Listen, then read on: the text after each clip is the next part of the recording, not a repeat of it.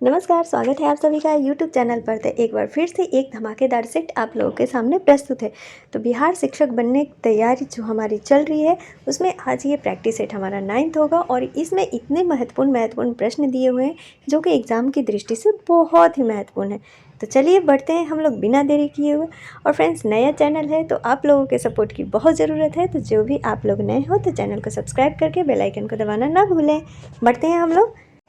प्रश्न है हमारा, निम्न में से किस शासक को मगध के उदय का श्रेय जाता है? या फिर अगर यहाँ पर यह भी प्रश्न पूछ लेगा कि मगध का वास्तविक संस्थापक कौन है, तो वो बिंबिसार है। बिंबिसार जो है ये हर्यक वंश का संस्थापक भी माना जाता है। इसका शासनकाल कब से कब तक? तो 544 से 492 ईसा पूर्व तक माना जाता है। अच्छा, बिंबिसार को श्रेणिक भी कहा जाता है क्योंकि सेना को रखने वाला, इसे श्रेणिक भी कहा जाता है।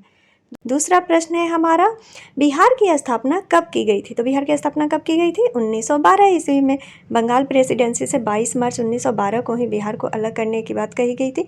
तो इसीलिए 22 मार्च को बिहार दिवस मनाया जाता है। तो इसका आंसर हो गया 1912 ईस्वी। अगला प्रश्न है हमारा, बिहार के प्रथम मुख्यमंत्री कौन थे? तो कौन थे? वो थे श्री कृष्ण सिंह। मानव के दुखों के अंत के लिए अष्टांगिक मार्ग का प्रतिपादन किसने किया था? तो 8 मार्ग मनुष्य के व्यक्ति के दुखों को दूर करने के लिए 8 मार्ग कौन बताए थे? वो बताए थे गौतम बुद्ध। इसका आंसर क्या हो गया? बी हो गया। अगला प्रश्न हमारा, चेदी वंश का प्रसिद्ध शासक राजा खारवेल किस क्षेत्र से था? खारवेल जो था वो किस क्षेत्र से था? तो वो कलिंग क्षेत्र से था और यह जैन धर्म का अनुयायी था। जो खारवेल था वो जैन धर्म का अनुयायी था। और बिंबिसार किसका था? तो वो था बौद्ध धर्म का। अकबर ने किसको अपना दरबारी कवि नियुक्त किया था? तो अकबर ने तानसेन को अपना दरबारी कवि नियुक्त किया था और जो तानसेन थे इन्होंने सारंग, धुबरी जैसे रागों की रचना की थी। ठीक है, तो इसका आंसर क्या हो गया? बी हो गया। अकबर किस वंश का शासक था? देखिए, इतना सिंपल क्वेश्चन है कि अकबर जो है मुगल वंश का शासक था। बिहार में कांग्रेस का प्रथम अधिवेशन कहाँ रखा गया था? इसके तो तीनों अधिवेशन आप लोग को याद रखने होंगे। बिहार में टोटल 3 अधिवेशन हुए थे। एक पटना का बांकीपुर में हुआ था, जिसके कि अध्यक्ष कौन थे? तो आर.एन. मधोलकर थे। ठीक है, पटना के बांकीपुर में हुआ था, आर.एन. मधोलकर इसके अध्यक्ष थे। दूसरा कहाँ हुआ था? तो 1922 ईस्वी में गया में हुआ था। 1922 ईस्वी में गया में, जिसके अध्यक्ष कौन थे? तो C.R. दास यानी चित्तरंजन दास थे। और तीसरा हुआ था रामगढ़ में, झारखंड में, जिसके कि अध्यक्ष थे मौलाना अबुल कलाम आज़ाद। वो हुआ था तीसरा 1940 ईस्वी में। तो बिहार से रिलेटेड जो भी प्रश्न है उनका पूरा निचोड़ हम लोग को अपने पास याद करके रखना है। अगला प्रश्न हमारा, जयप्रकाश नारायण को कौन सी उपाधि दी गई थी? तो वो दी गई थी लोकनायक की। जयप्रकाश नारायण को कौन सी उपाधि? लोकनायक की उपाधि दी गई थी। किस अधिनियम के बारे में जवाहरलाल नेहरू ने कहा था, हमें एक ऐसी कार दी गई थी जिसमें छात्र सब ब्रेक थे किंतु इंजन नहीं था? मतलब जवाहरलाल नेहरू ने ये कहा है कि हमें एक ऐसी कार दी गई थी जिसमें सब ब्रेक थे परंतु क्या नहीं था? इंजन नहीं था। तो ये किस अधिनियम के तहत कहा गया है? तो ये कहा गया था 1935 के अधिनियम के तहत। ठीक है, इसका आंसर क्या हो गया? डी हो गया। अगला प्रश्न हमारा, निम्नलिखित में से किस क्रांतिकारी को ब्रिटिश द्वारा फांसी की सजा दी गई थी? वो दी गई थी राजगुरु को। राजगुरु को फांसी की सजा दी गई थी। इसका आंसर क्या हो गया? सी हो गया। अच्छा, इनसे एक बात ये भी याद रखना है कि ये लाहौर षड्यंत्र जो हुआ था उसी केस में राजगुरु को फांसी की सजा दी गई थी। राजगुरु के साथ किसको किसको दी गया था? तो भगत सिंह थे, भगत और सुखदेव, साथ में भगत सिंह और सुखदेव को भी फांसी की सजा दी गई थी। कब दिया गया था? तो 23 मार्च, ये डेट याद रखिए क्योंकि ये डेट पूछता है। 23 मार्च 1931 को। ठीक है, 23 मार्च 1931 को राजगुरु, भगत सिंह और सुखदेव तीनों को फांसी की सजा दी गई थी। इसका आंसर हो जाएगा सी। नेक्स्ट प्रश्न है हमारा, निम्नलिखित में से कौन भारत का पहला वायसराय था? तो पहला वायसराय हमारा कौन था? वो था लॉर्ड कैनिंग। अगला प्रश्न हमारा, दांडी यात्रा कितने दिन चली थी? तो दांडी यात्रा जो चली थी वो 24 दिन चली थी। 24 दिन, किसी किसी में 21 दिन भी लिखा रहता है। किसने कहा था कि भारत की आत्मा गाँव में निवास करती है? ये किसने कहा था कि भारत की जो आत्मा है वो गाँव में निवास करती है? तो वो कहे थे महात्मा गांधी। इसका आंसर क्या हो गया? डी हो गया। अगला प्रश्न, ये मैथ से आ गया कि ये एक स्कूल में एथलेटिक समूह, तो आप लोग ये देख लीजिएगा आराम आराम से ऐसे करके। हॉकी फुटबॉल खेलते हैं, 12 फुटबॉल और बास्केटबॉल खेलते हैं, 15 हॉकी और फुटबॉल खेलते हैं, तो 8 तीनों खेल खेलते हैं। तो कितने केवल फुटबॉल खेलते हैं? तो इसका आंसर मैं सीधे बता दे रही हूँ, आप लोग आराम से घर में बैठ करके बनाइएगा। तो इसका जो आंसर हो जाएगा वो हो जाएगा 10। ठीक है, अगला प्रश्न हमारा, 1937 में कांग्रेस के कितने राज्यों में सरकारें थीं? तो वो थी 5 राज्यों में। 1937 में कांग्रेस के कितने राज्यों में सरकारें थी? तो 5 राज्यों में सरकारें थीं। अगला प्रश्न, नीचे 1857 की क्रांति के दौरान उनके नेतृत्व क्षेत्रों का युग्म दिया हुआ है, गलत युग्म छाटिए। तो रानी लक्ष्मीबाई कहाँ से थी? इंदौर से। देखिए शुरू वाला ही गलत मिल गया, तो इसका आंसर क्या हो जाएगा? यही हो जाएगा, क्योंकि रानी लक्ष्मीबाई कहाँ से नेतृत्व कर रही थी? वो कर रही थी झांसी से। ठीक है, इसका आंसर क्या हो जाता? झांसी। बाकी सब खान बहादुर खान रुहेलखंड से, बीर कुंवर सिंह शाहबाद से, और नाना साहब कहाँ से? कानपुर से। तो इसका आंसर जो हो जाएगा, यहाँ गलत पूछ रहा है कि गलत युग्म छाटिए, तो रानी लक्ष्मीबाई। अगला प्रश्न हमारा, किस राष्ट्रीय नेता ने अंडमान सेलुलर जेलों की दीवारों पर भारत का इतिहास लिखा था? किस राष्ट्रीय नेता ने अंडमान का जो जेल है, सेलुलर जेल, उसकी दीवारों पर भारत का इतिहास लिखा है? तो वो किसने लिखा था? वो लिखे थे वीर सावरकर। वीर सावरकर जी ने भारत का इतिहास लिखा था। अगला प्रश्न, लंदन में स्थित रॉयल सोसाइटी ऑफ लंदन के पहले भारतीय सदस्य कौन थे? लंदन में जो स्थित रॉयल सोसाइटी ऑफ लंदन के पहले पहले भारतीय सदस्य कौन बने थे? तो कौन बने थे? वो बने थे एच.सी. वाडिया। कौन बने थे? एच.सी. वाडिया। इसका आंसर क्या हो जाएगा? बी हो जाएगा। प्रश्न, निम्न में से कौन सा युद्ध अंग्रेजों की फ्रांसीसियों पर श्रेष्ठता सिद्ध करता है? मतलब अंग्रेजों की फ्रांसीसियों पर श्रेष्ठता सिद्ध करता है, वो कौन सा युद्ध हुआ था? तो वो हुआ था वाडीवास का युद्ध। कब हुआ था? तो 1760 ईस्वी में। और अंग्रेजों की तरफ से कौन नेतृत्व कर रहा था? तो आयरकुट। ठीक है, अंग्रेजों की तरफ से जो नेतृत्व करने वाला था वो आयरकुट था। इसी के नेतृत्व में अंग्रेजों की विजय हुई थी। इसका आंसर क्या हो गया? ए हो गया। मेरियाना खाई कहाँ है? तो वो है प्रशांत महासागर में। इसका आंसर क्या हो गया? बी हो गया। अगला प्रश्न हमारा, निम्न में से कौन सी महासागरीय धारा अटलांटिक महासागर में नहीं पाई जाती है? वो कौन सी महासागरीय धारा है जो अटलांटिक महासागर में नहीं पाई जाती है? वो कौन सी धारा है? वो धारा है हमारी पेरू धारा। पेरू धारा जो है अटलांटिक महासागर में नहीं पाई जाती, बाकी सब ये धाराएं पाई जाती हैं। अगला प्रश्न, समुद्र में वही पृष्ठभूमि कहलाती है। समुद्र में वही पृष्ठभूमि क्या कहलाती है? तो वो कहलाती है प्रायद्वीप। क्या कहलाती है? प्रायद्वीप कहलाती है। अगला प्रश्न, कौन सा देश sugar bowl of the world के रूप में जाना जाता है? तो देखिए चीनी का कटोरा किसे कहा जाता है? वो कहा जाता है क्यूबा को, क्योंकि वहाँ पर सबसे ज़्यादा शुगर होता है। लेकिन अभी गूगल पर सर्च मारने पर ब्राज़ील आ रहा है। ठीक है, क्योंकि ब्राज़ील अभी चीनी उत्पादक ज़्यादा कर रहा है। तो आप लोग भी इसको एक बार कन्फर्म हो लीजिएगा कि इसका आंसर क्या होगा। मेरे ख्याल से इसका आंसर जो होगा वो ब्राज़ील होगा। तो इसका आंसर क्या हो गया? ब्राज़ील। ऑप्शन देख लेते हैं, क्यूबा, भारत, ब्राज़ील या फिर यूएसए। तो इसका आंसर क्या हो जाएगा? ब्राज़ील हो जाएगा। 1920 के अकॉर्डिंग ब्राज़ील में सबसे ज़्यादा चीनी का उत्पादन हो रहा है, लेकिन पहले से कौन था? क्यूबा था। तो एक बार आप लोग भी कंफर्म जरूर हो लीजिएगा। इसका आंसर हो गया सी। अगला प्रश्न है हमारा, एक घड़ी दोपहर 12 बजे चलना शुरू करती है, 5:10 पर घंटे की सुई घूम जाएगी। तो कहाँ घूम जाएगी? वो घूम जाएगी 155 डिग्री। 82 डिग्री पूर्वी देशांतर भारत के लिए क्यों महत्वपूर्ण है? क्योंकि यह भारतीय मानक समय का निर्धारण करता है। इसका आंसर क्या हो गया? ए हो गया। 82 डिग्री जो पूर्वी देशांतर है भारत के लिए क्यों महत्वपूर्ण है? क्योंकि यह भारतीय मानक का समय जो है वो क्या करता है? निर्धारित करता है। ठीक है, यह ग्रीनविच समय से 5.5 घंटा आगे है।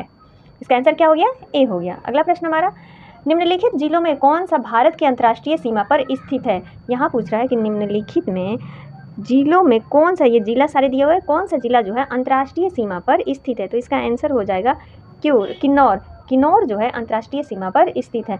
हिमाचल प्रदेश के 12 जिलों में से किन्नौर हो गया, लाहौल हो गया, स्पीति हो गया, ये जिले सभी क्या है? चीन से लगते हैं। तो इसका आंसर क्या हो गया? ए हो गया। अगला प्रश्न हमारा, भारत का सबसे दक्षिण में स्थल है। भारत का सबसे दक्षिण में कौन सा स्थल है? तो वो है इंदिरा पॉइंट। इसका आंसर क्या हो गया? डी हो गया। प्रश्न हमारा, पश्चिमी तट के उत्तरी भाग को कहते हैं। देखिए बोली थी ना कि ये प्रैक्टिस सेट जो 9 है ना बहुत इंपॉर्टेंट है, इसका पूरा क्वेश्चन आप लोग जरूर देखिएगा। पश्चिमी तट के उत्तरी भाग को क्या कहते हैं? तो पश्चिमी तट के उत्तरी भाग को क्या कहेंगे? कोंकण तट कहेंगे। कि भारत के जो पश्चिमी भाग है उसको 3 भागों में बांट दिया गया है। महाराष्ट्र का तटीय क्षेत्र को क्या कहते हैं? कोंकण तट कहते हैं। और जो कर्नाटक का तटीय क्षेत्र होता है उसको क्या कहते हैं? कन्नड़ का। और जो केरल का तटीय क्षेत्र है उसको कहते हैं मालाबार तट। ठीक है, तो पश्चिमी तट को 3 भागों में बांट दिया गया। यहाँ पर पूछा है उत्तरी भाग को क्या कहते हैं? तो वो कहते हैं कोंकण तट। इसका आंसर क्या हो गया? सी हो गया। अगला प्रश्न हमारा, नल्ला मलाई पहाड़ियाँ किस राज्य में स्थित है? नल्ला मलाई पहाड़ियाँ किस राज्य में स्थित है? मैप के अनुसार आप अपना ध्यान लगाइए। तो नल्ला मलाई जो पहाड़ी है वो कहाँ है? आंध्र प्रदेश में। आंध्र प्रदेश में कहाँ पर? कुर्नूल हो गया, गुंटूर हो गया, प्रकाशम, ये सब जिलों में क्या है? ये फैला हुआ है। ठीक है, तो इसका आंसर क्या हो गया? सी हो गया। अगला प्रश्न है हमारा, निम्नलिखित में से कौन सा क्षेत्र कोयला भंडार में सबसे अधिक समृद्ध है? कौन सा वो क्षेत्र है जो कोयला भंडार में सबसे अधिक समृद्ध है? तो वो क्षेत्र है हमारा दामोदर घाटी। पश्चिम बंगाल का जो रानीगंज है वो कोयला क्षेत्र में दामोदर घाटी में है, जो देश का सबसे महत्वपूर्ण क्या है? बड़ा क्षेत्रफल है कोयला की दृष्टि से। ठीक है, तो इसका आंसर क्या हो गया? डी हो गया, दामोदर घाटी। अगला प्रश्न हमारा, निम्नलिखित विकल्पों में से कोयला का सबसे शुद्ध रूप क्या है? कोयला का सबसे शुद्ध रूप क्या होता है? एंथ्रेसाइट होता है। इसका आंसर क्या हो गया? ए हो गया। एंथ्रेसाइट जिसमें 80 से 90% कार्बन की मात्रा पाई जाती है। उसके बाद आता है बिटुमेंस, फिर आता है लिग्नाइट। तो इसका आंसर जो हो जाएगा हमारा ए हो जाएगा। भारत में लोहा उत्पादन करने की लागत अन्य देशों की तुलना में किस कारण काफ़ी कम है? लोहा उत्पादन के बारे में पूछ रहा है कि लोहा उत्पादन करने की लागत अन्य देशों की तुलना में किस कारण से काफ़ी कम है? तो इसका आंसर जो हो जाएगा डी हो जाएगा कि कोयले और लोहा एक ही क्षेत्र में पाए जाते हैं, इसीलिए क्या है कि इसकी तुलना जो है काफ़ी कम है अन्य देशों से। ठीक है, तो इसका आंसर हो गया डी। अगला बढ़ते हैं 34 प्रश्न। निम्नलिखित में से ऊर्जा का गैर परंपरागत स्रोत क्या है या कौन सा है? गैर परंपरागत स्रोत पूछ रहा है कि कौन सा है, तो वो है प्रकाश वोल्टेजीय ऊर्जा गैर परंपरागत क्या है? स्रोत है। इसका आंसर क्या हो गया? सी हो गया। अगला प्रश्न हमारा, आंध्र प्रदेश और तमिलनाडु के तटीय भूभाग को क्या कहते हैं? आंध्र प्रदेश और तमिलनाडु के तटीय भूभाग को क्या कहते हैं? तो वो कहते हैं कोरोमंडल। अभी बोली थी ना कि 3 भागों में इसको बांट दिया गया है, लेकिन यहाँ पर पूछ रहा है कि आंध्र प्रदेश और इसको तमिलनाडु के तटीय क्षेत्र को क्या कहते हैं? तो वो कहते हैं कोरोमंडल। अच्छा, कोकन किसको कहते हैं? अभी हम लोग नेक्स्ट प्रश्न में देखे थे, तो कोकन महाराष्ट्र के तटीय क्षेत्र को कहते हैं। और ये क्या है? मालाबार तट। तो मालाबार तट किसको कहते हैं? केरल के तटीय क्षेत्र को कहते हैं। ठीक है, इसका आंसर लेकिन होगा बी, कोरोमंडल तट कहते हैं। मुक्त उद्यम पद्धति के अंतर्गत उपभोक्ता ही तय करते हैं कि किन पदार्थों तथा सेवाओं का उत्पादन किया जाएगा और किस मात्रा में। इस संकल्पना को क्या कहते हैं? देखिए यहाँ पर क्या पूछ रहा है कि जो मुक्त उद्यम पद्धति के अंतर्गत उपभोक्ता ही तय करते हैं कि किन पदार्थों तथा सेवाओं का उत्पादन किया जाएगा और किस मात्रा में मतलब किया जाएगा, तो उसे क्या कहेंगे? उसे कहते हैं उपभोक्ता प्रभुत्व। क्या कहते हैं? उपभोक्ता प्रभुत्व कहते हैं। ये एक क्या है? सिद्धांत है जो दर्शाता है कि उपभोक्ता की कीमत तय करने में निर्णायक ये क्या करता है? भूमिका निभाता है। कौन? तो उपभोक्ता प्रभुत्व। इनमें से कौन सा मुद्रास्फीति की समस्या को उत्पन्न करता है? मुद्रास्फीति की समस्या को उत्पन्न करता है, तो वो कौन सा है? वो मुद्रा की आपूर्ति में वृद्धि होगी, तभी तो मुद्रास्फीति की समस्या को क्या करेगा? उत्पन्न करेगा। वैट पहली बार कहाँ लागू किया गया था? वैट जो है पहली बार कहाँ लागू किया गया था? तो वो किया गया था फ्रांस में। कब? 10 अप्रैल 1954 को। 10 अप्रैल 1954 को फ्रांस में वैट सबसे पहले लागू किया गया था। अच्छा, यह क्या है? तो यह अप्रत्यक्ष रूप का कर है जिसे भारत में कब लागू किया गया? अगर भारत में पूछ लेता है तो 2005 को। भारत में 2005 में ये वैट लागू किया गया है 1 अप्रैल। अगला प्रश्न, आर्थिक नियोजन हिस्सा है। आर्थिक नियोजन किसका हिस्सा है? तो आर्थिक नियोजन जो है वो है समाजवादी अर्थव्यवस्था का हिस्सा है। 40 प्रश्न हमारा, निम्नलिखित में से कौन सी लागत सीमांत लागत से संबंधित है? कौन सी जो लागत है वो सीमांत लागत से संबंधित है? तो वो है परिवर्ती लागत जो है सीमांत लागत से क्या है? संबंधित है। इसका आंसर क्या हो गया? ए हो गया। नेक्स्ट प्रश्न, भारतीय संविधान के अनुच्छेद 19 के तहत वाक्य स्वतंत्रता आदि विषय कुछ अधिकारों का संरक्षण संबंधित है। किसमें है संबंध? जैसे संघ सरकार हो गया, राज्य सरकार हो गया, राज्य के नीति निर्देशक तत्व हो गया या मूल अधिकार। तो वाक से संबंधित जो ये है ये किस में है? ये है भारतीय नागरिकों के मूल अधिकार में। नागरिकों का ये स्वतंत्रता है कि कहीं भी वो घूम सकता है, जगह जमीन ले सकता है, बोलने की स्वतंत्रता है उसको, मतलब कहीं पर भी बैठ करके क्या शांतिपूर्वक आंदोलन कर सकता है। तो ये किस में वर्णित है? ये भारतीय संविधान के भाग 3 जो मूल अधिकार है उसमें वर्णित है, अनुच्छेद 19 से 22 तक। इसका आंसर क्या हो गया? डी हो गया। अगला प्रश्न हमारा, भारतीय संविधान का अनुच्छेद 19 उपलब्ध कराता है। देखिए अब इससे हमें ये पता चलता है कि 19 को हमें पूरी तरह से तैयार कर लेना है अच्छे से। भारतीय संविधान का अनुच्छेद 19 क्या उपलब्ध कराता है? तो वो क्या उपलब्ध कराता है? वो 6 तरह की स्वतंत्रताएं जो है उपलब्ध कराता है। पहला देखिए, सीखिए, बोलने की पहले स्वतंत्रता हो गई, फिर हमें बिना हथियार उठाए क्या सम्मेलन करने की स्वतंत्रता, संघ बनाने की स्वतंत्रता, भारतीय राज्य में कहीं पर भी संचरण यानी घूमने की स्वतंत्रता हो गई, निवास करने की स्वतंत्रता तथा जीविका के लिए मतलब कहीं पर भी व्यवसाय करने की स्वतंत्रता। ये सभी क्या है? ये 6 स्वतंत्रताएं जो है हमें अनुच्छेद 19 के तहत प्राप्त हुआ है। तो इसका आंसर क्या हो गया? ए हो गया। डैश का अर्थ है कि भारत का राष्ट्रपति किसी भी सार्वजनिक महत्व के मामले से संबंधित वह मुद्दा जिसमें संविधान की व्याख्या निहित हो के लिए सर्वोच्च न्यायालय से सलाह ले सकता है। ये किसमें निहित है? कि भारत का जो राष्ट्रपति है वो सार्वजनिक महत्व के लिए या मुद्दों के लिए, अन्य मुद्दों के लिए सर्वोच्च न्यायालय से क्या कर सकता है? सलाह ले सकता है। तो ये किसमें है? ये है सलाहकारी न्याय क्षेत्र। इसका आंसर जो हो जाएगा वो हो जाएगा डी। अनुच्छेद 143 अनुच्छेद जो है 143 के तहत राष्ट्रपति सर्वोच्च न्यायालय से ऐसे मामलों में सलाह ले सकता है। ठीक है, तो इसका आंसर क्या हो गया? डी हो गया। अगला प्रश्न हमारा है, अंडमान और निकोबार द्वीप समूह क्षेत्र का उच्च न्यायालय किस राज्य के अंतर्गत आता है? उच्च न्यायालय जो है अंडमान और निकोबार द्वीप समूह का उच्च न्यायालय किस राज्य के क्षेत्र के अंतर्गत आता है? तो वो आता है पश्चिम बंगाल के अंतर्गत। किसके अंतर्गत? पश्चिम बंगाल के अंतर्गत इनका ये उच्च न्यायालय का क्षेत्र आता है। ठीक है, उच्च न्यायालयों की संख्या कितनी है भारत में? तो वो है 25। सर्वोच्च न्यायालय द्वारा संविधान का मूल ढांचा का सिद्धांत निम्नलिखित में से किस मामले में घोषित किया गया है? सर्वोच्च न्यायालय द्वारा संविधान का मूल ढांचा का सिद्धांत जो है निम्नलिखित में से किस मामले में घोषित किया गया है? तो वो किस मामले में? वो केशवानंद भारती मामले में घोषित किया गया है। केशवानंद क्या है? केशवानंद भारती मामला में ये घोषित किया गया है, जो कि 1973 में ये मामला आया था। ठीक है, इसका आंसर क्या हो गया? ए हो गया। आगे बढ़ते हैं। शिक्षा का अधिकार अधिनियम कब लागू किया गया था? तो शिक्षा का अधिकार अधिनियम ये सभी को पता है, बी 1 अप्रैल 2010 को लागू किया गया था। शिक्षा का अधिकार अधिनियम 2009 के अंतर्गत 1 अप्रैल 2010 को ये लागू किया गया था, जिसमें क्या है, 6 से 14 साल के बच्चों को अनिवार्य रूप से निःशुल्क शिक्षा का अधिकार है। अगला प्रश्न, अधिकार कर्तव्यों को करते हैं, अधिकार कर्तव्यों को करते हैं, क्या करते हैं? बाधित करते हैं, निर्देशित करते हैं, शामिल करते हैं या फिर विरोध करते हैं। तो देखिए, अधिकार क्या है? कर्तव्यों को निर्देशित करते हैं, यानी सही मार्ग दिखाते हैं। मूल कर्तव्यों को कहाँ से लिया गया है? मूल कर्तव्यों को कहाँ से लिया गया है? तो मूल कर्तव्यों को सोवियत संघ से, संविधान से लिया गया है। ठीक है, भारतीय संविधान के जो मूल कर्तव्य है भाग 4 में वर्णित है, जो कि 51A अनुच्छेद में किया गया है, जो सोवियत संघ यानी रूस के संविधान से लिया गया है। अगर सोवियत संघ की जगह अगर रूस होता तो वो भी सही होता, तो ये भी ध्यान में रखना है कि रूस भी दिया रहेगा तो वो भी सही रहेगा। निम्नलिखित में से किस वर्ष आतंकवाद रोकथाम अधिनियम पोटा अधिनियमित हुआ था? पोटा जो है किस वर्ष अधिनियमित हुआ था? तो ये हुआ था 2002 में। इसका आंसर क्या हो गया? सी हो गया। किस लिए हुआ था? तो आतंकवाद को रोकने के लिए। 50 प्रश्न है हमारा, अधिकार परीक्षा का शाब्दिक अर्थ क्या है? तो अधिकार परीक्षा का शाब्दिक अर्थ होता है किसका अधिकार, यानी किस अधिकार से या फिर वारंट से होता है। और ये जो रीट होता है अधिकार परीक्षा का, कोई भी रीट हो गया, केवल सार्वजनिक संस्थाओं या व्यक्तियों के खिलाफ ही ये जारी किया जा सकता है, निजी व्यक्तियों के लिए नहीं होता है। तो इसका आंसर क्या हो जाएगा? सी हो जाएगा। चमगादड़ बाधाओं को महसूस कर लेते हैं क्योंकि वे उत्पन्न करते हैं। चमगादड़ जो है किसी भी बाधा को महसूस कर लेते हैं क्योंकि ये क्या उत्पन्न करते हैं? तो पराश्रव्य ध्वनि उत्पन्न करते हैं। इसका आंसर क्या हो गया? डी हो गया, पराश्रव्य ध्वनि। आगे बढ़ते हैं। नेक्स्ट प्रश्न, श्वेत प्रकाश के घटकों में विभाजन किसके कारण होता है? तो वो होता है प्रकीर्णन के कारण। इसका आंसर क्या हो गया? डी हो गया।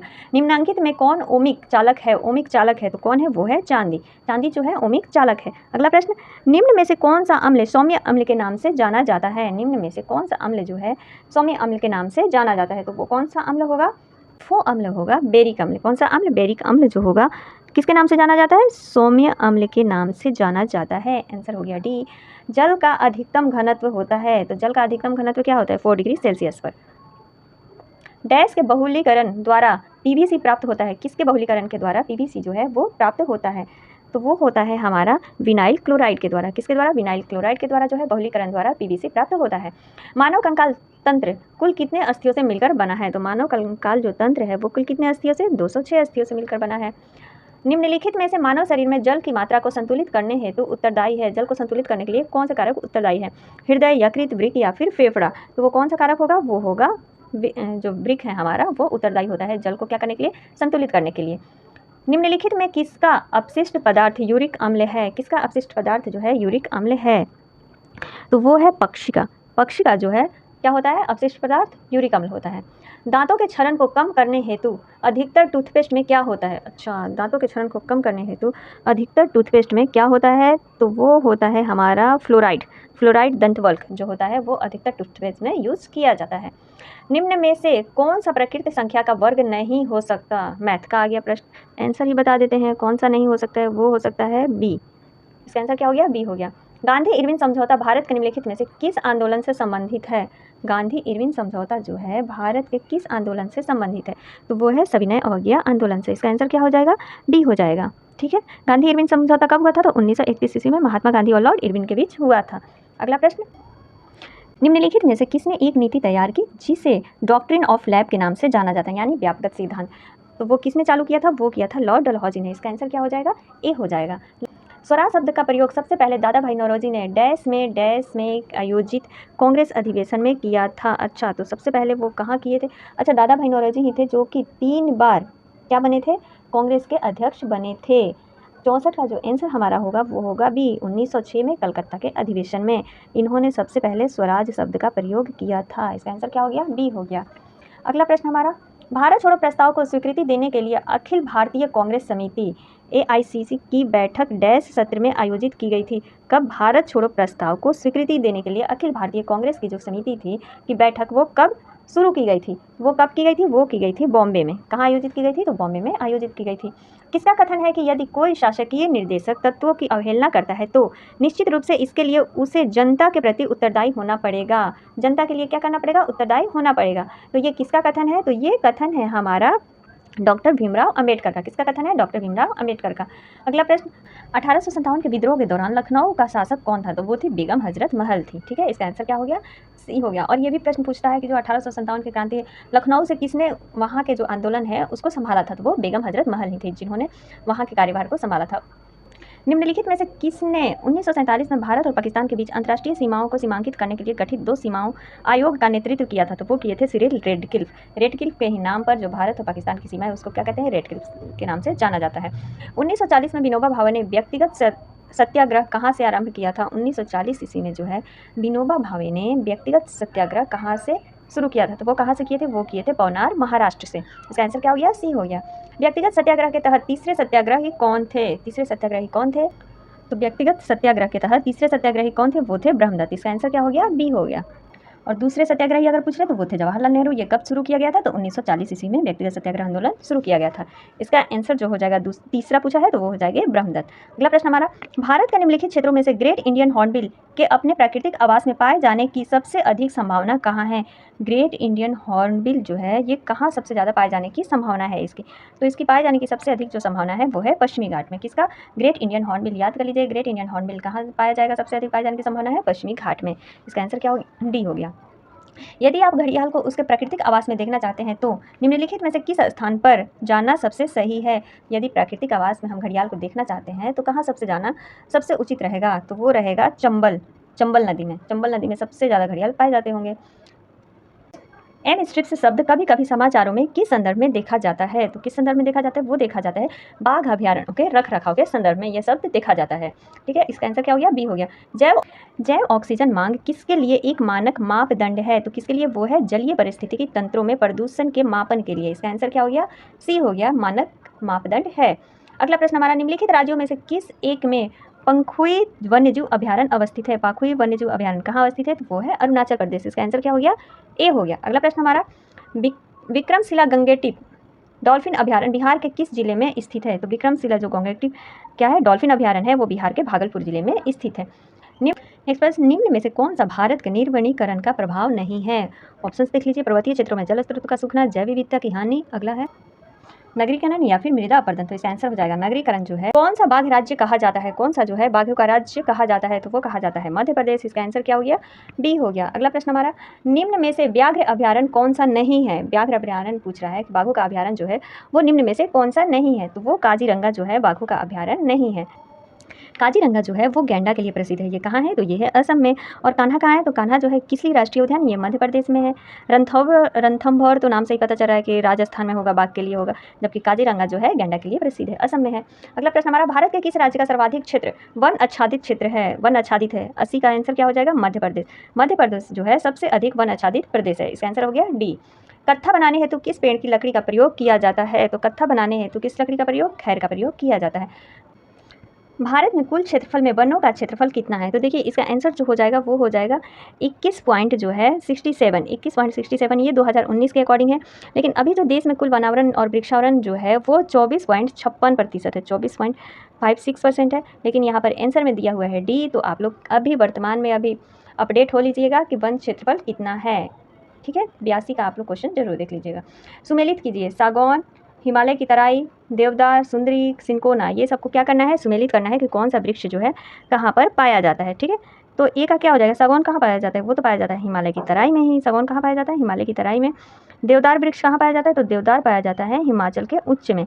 सुंदरी वन कहाँ पाया जाता है? सुंदरी वन सुंदरवन में। सिंकोना वृक्ष मध्य भारत में। 1 4 3 2 1 4 3 2 1 4 3 2 किस में आ गया? ऑप्शन ए में आ गया। तो इसका आंसर क्या हो गया? ए सही हो गया। अगला प्रश्न, भारत में वर्षा का अधिक होते हुए भी यह देश प्यासी धरती समझा जाता है, इसका कारण क्या है? भारत में मतलब वर्षा सबसे अधिक हो रहा है फिर भी यह देश क्या है? प्यासी धरती समझा जाता है। इसका मुख्य कारण क्या है? तो इसका मुख्य कारण जो है वर्षा में के पानी का तेज से बह जाना, वर्षा के पानी का शीघ्रता से भाप बनकर क्या हो जाना? उड़ जाना, वर्षा का कुछ थोड़े ही महीनों में जोर होना, उपयुक्त में से सभी। तो इसका आंसर हो जाएगा सभी, क्योंकि ये सभी कारण जो है भारत में है। अगला प्रश्न, निम्नांकित राज्यों में से किस साइबेरियन सारस के लिए आदर्श प्राकृतिक निवास है? आदर्श सारस के लिए पूछ रहा है कि कौन सा जो है आदर्श प्राकृतिक का निवास है? तो वो है असम जो है सारस के लिए सबसे उपयुक्त प्रकृति का निवास है। इसका आंसर क्या हो गया? बी हो गया। तो आज के लिए बस इतना ही, मिलते हैं अगले वीडियो में, तब तक के लिए धन्यवाद।